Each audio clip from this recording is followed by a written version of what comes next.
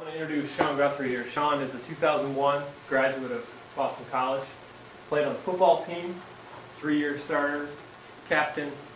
Got a chance to play in the NFL for about 4 years. We're happy to have him here. He's been a part of some other programs, but Sean's a great guy. Hope you guys enjoy what he's got to say. So Sean Guthrie, thanks a lot.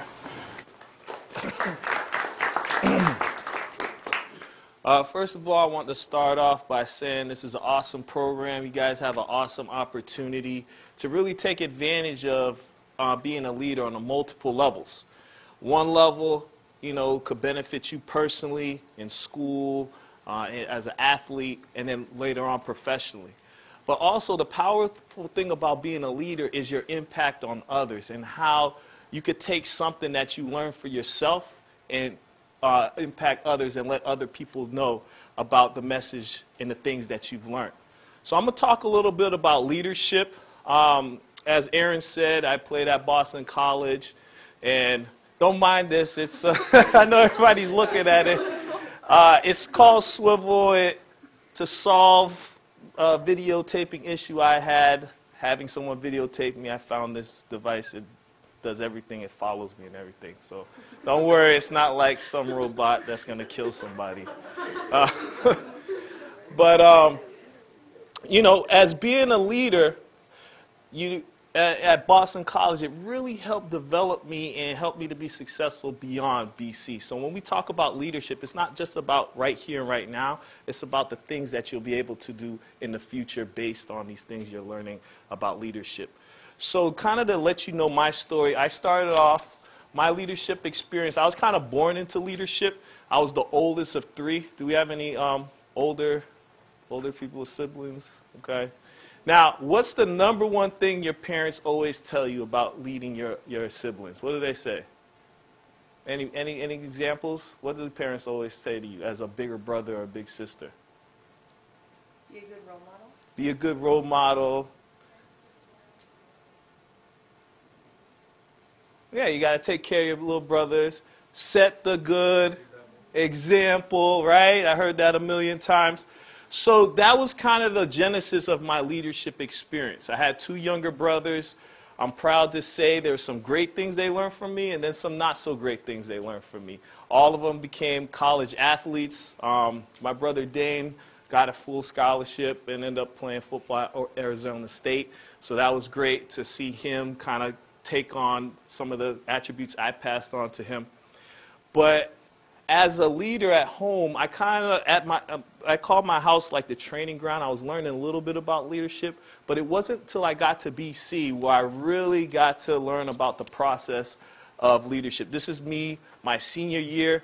I didn't come into BC looking anything like that. I was 215 pounds, wasn't that fast, wasn't that strong, anything like that. So as I matured and grew physically, I grew mentally, spiritually, as a leader, the whole 9. So the first thing I want to get, if you're going to write any notes, the first thing you should know about leadership is a process. Although we're not equally born as leaders, certain people have certain natural gifts that make leadership a little bit easier, but nobody just is an awesome leader without going through a certain process. So I'm going to talk to you a little bit about my process, and hopefully it can help you think about your process as a leader. So leadership is a process, and it's important to understand that, because if you think that you're just going to be an awesome leader and people are just going to follow you and listen to you right away, it can become very frustrating right now. And then when you understand that just because you're a leader in one realm or one field doesn't automatically mean you're just going to everything's going to transfer over and you're just going to be an awesome leader in a different field. And what I mean by that is the process I took, leadership was much different as a freshman, sophomore, junior, and senior. And it was very translatable because now I'm becoming in the process of becoming a leader in education. And although some of the traits are the same, I still got to go through the process. I'm not walking in the door, and because I played at BC and I was a captain, I played in the NFL, everybody's going to be like, all right, you're the principal. No, you still have to go through a process to become a leader in any field you do. So as a freshman, the first step in this process for me was really becoming who I really wanted to be. I was setting a standard. So the first step and the first thing you have to become as a leader is, who are you as a leader? What are you going to stand for? Because if you don't stand for something, it's very easy to fall for anything. So my freshman year, I was on the scout team. And the scout team, for those who aren't familiar with scout team and football and things like that, basically, say we're playing Miami. I was on defense. I'm playing like I'm the defensive end for Miami, running the plays that Miami runs. So one of the things that upperclassmen like to do is they want to take it easy. They don't want the freshman scout team going hard and making them work. They want to kind of just coast through and save it, and I'll just play on game day. I came into BC with a different agenda. I wanted to be a great player. I wanted to be my very best. And one of the things I learned at my home was my dad taught me, yo, you just give everything you got. Always give everything you got. So coming into BC as a freshman, there was a decision I had to make. On one end, I really want to be this great player, and I really want to work hard and honor these values that my dad put inside me. But on the other hand, in order to fit in and be cool with the upperclassmen, I had to go against who I knew I was. So I had to make a decision. And my decision to hold on to my standards and work hard literally got me in fights every day. Upperclassmen want to fight me, cutting my legs from under me, grabbing me by the face mask, the whole nine. And that's the thing. You may never play football, but when you set a certain standard for yourself and who you want to be as a person, best believe there's going to be external forces. It might not be a 300-pound lineman, but it might come in the form of a friend who's like, oh, why don't we just do this? And in your heart, you know you don't want to do that. Now you got to be willing to stand up and be the leader within yourself that you know you are. And that might come with people not liking you, want to fight you, and all types of things. And also, not only does it come from people, it comes from situations. Sometimes I was at BC as a freshman, and I'd be certain situations in class. I'm sitting in these, I was at a school of management. I'm sitting in these economic classes, calculus, and statistics, and all these classes. And to be transparent, coming into BC, I would hear some of the SAT scores these kids were, and the way they were talking. I didn't feel as smart as them. I was in the classroom and I was like, I don't know if this is for me. So now, even though I'm coming here to have a great education, and I said, you know what, I'm going to graduate, I'm going to be in the School of Management, I'm going to do accounting and all these great things. Now there's a test of not people saying, oh, you can't do it, but situations. So as a leader, the first step, you got to kind of really think to yourself, who am I as a leader? Who am I as Sean Guthrie? Who am I as, a freshman trying to be a leader? Because if you don't really set yourself up and put into your mind who you are as a leader, it's easy to go astray, right? And it's important as upperclassmen we understand that, so we could kind of think about our process and how we could help younger freshmen and sophomores or new people to the team. Now, the other step that I ended up going through was the inner circle. This is so critical. So my sophomore year was all about the inner circle. And this is very powerful because there's two types of people in your inner circle. If you really break it down to the core, you got lifters and you got leaners. Lifters and leaners. Leaners, these are the people who kind of bring you down or hold you back from getting to that next level you want to go to. And I'll tell you, this is how you know this person's a leaner in your life. All right? Whenever you set out to do something, say you have an idea like, oh, I really want to do this, or, I really see myself going into business, or I have this great idea, I want to graduate, I want to major in this thing, and they always can tell you what can go wrong. A leaner always is negative. It's like, oh, man, I don't know about that. You might want to just rethink that, or, man, that's a lot of work. I don't know. I wouldn't do that. Leaners kind of bring you down. You don't feel the same. You enter into a conversation or a situation with them feeling really hopeful and good, and somehow, some way, you leave feeling a little down. That's the sign of a leaner. Then you got lifters. Lifters are people who really, you feel good after the conversation. You feel motivated. You feel like, you know what? I can do this. I can set a goal out and we can accomplish this. In a team, you got leaners and lifters within a team.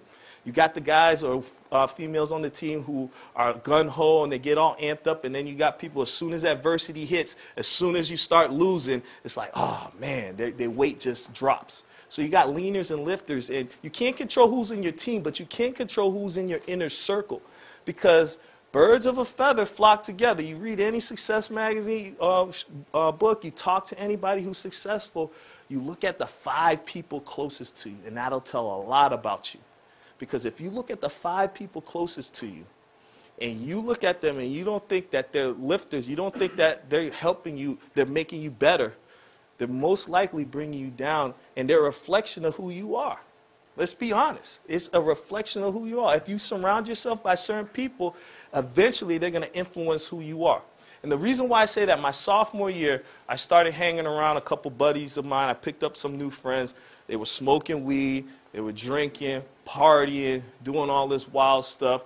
And not only that, I had a weight room partner who was lazy. He was cool, he was funny, we had a good time, but I wasn't getting stronger. Right? I had friends who were cool, we would socialize, we would party, but instead of getting better, I'm regressing. As a freshman, I busted my butt to get this scout team award, to get this opportunity to possibly start, and I was destroying my own chances because although I became strong within myself, I was surrounding myself by the wrong people, and they started to bring me down. So your inner circle is very important. Luckily, my weight room coach at the time, Coach P, he recognized this. He pulled me to the side. He said, I don't want you lifting with that guy anymore. I don't even remember his name. I want you lifting with Chris Hovan. I remember his name. He was a lifter, both literally and figuratively. Like, this dude could lift. You know what I mean? Like, he would have me doing these towel workouts. We'd have these towels. I'm doing curls. And as I'm lifting, he's pulling me down. He's like, come on, Guthrie. He's spitting, and all this stuff. And he's really pushing me to become stronger. He was a lifter. He became part of my inner circle. And I remember to this day, I'll always think about this moment. I was in the shower. I just finished the workout. I'm in the shower, I'm like, I'm cool, I'm ready to just wind down and head home and get something to eat and relax. And Hovan comes in, he's like, Guthrie, what the F, come out here, we got D-line drills, get out here, get your clothes on, let's go. I'm like, yo, this dude's crazy. All right, let me put on my stuff. And I put on my stuff and I went out, but he did it not because he hated me or didn't like me. It came across as like anger or whatever, but he did it because he saw something in me that I could be a better player. And that's the type of people you want on that inner circle. You want people who don't always tell you what you like, but tell you what you need to hear. That's who you want in your inner circle. Because if you surround yourself around everybody who's just like, oh, you the man or you the woman or you cool, you this, you that, you want someone who could really give you some honest feedback to try to make you better. So the inner circle is critical for you maximizing and being the best leader you can be.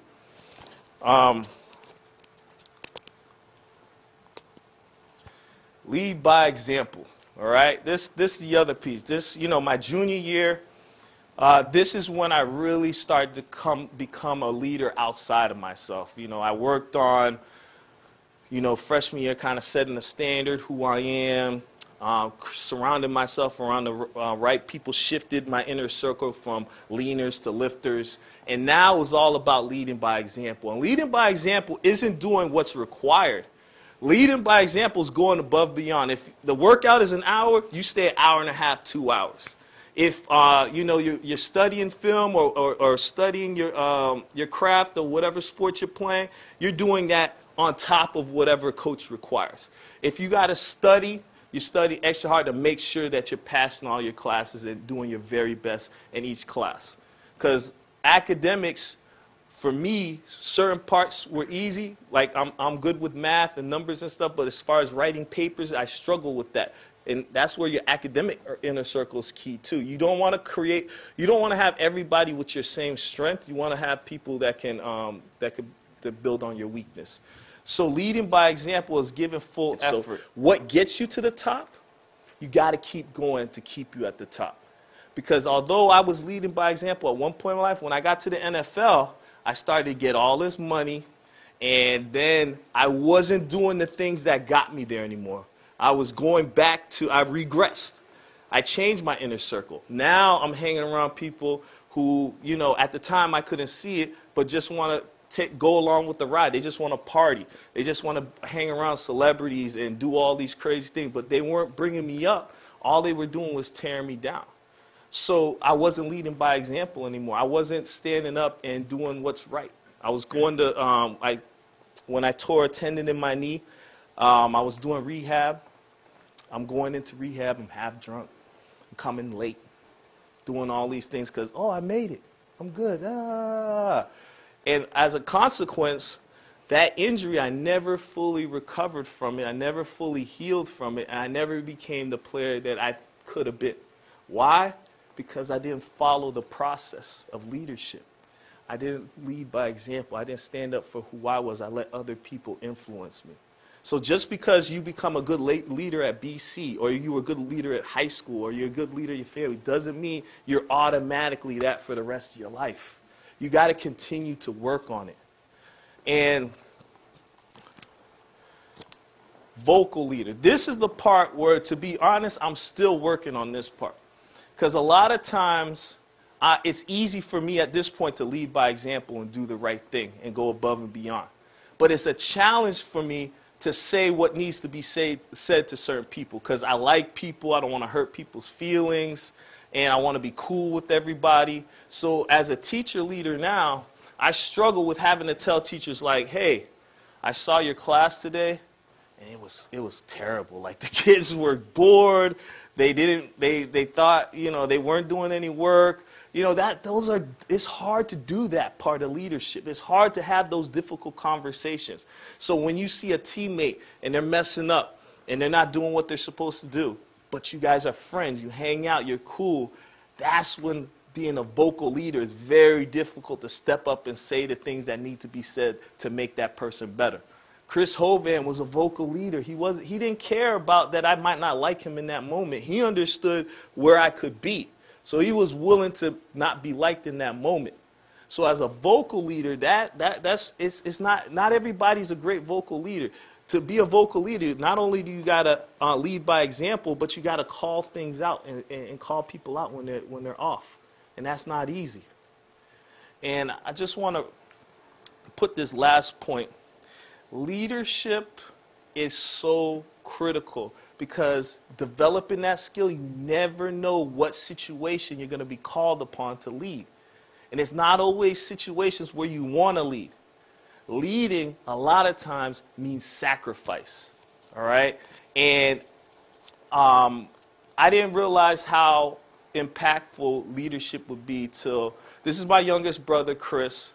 He was the type of little brother who thought I was like Superman.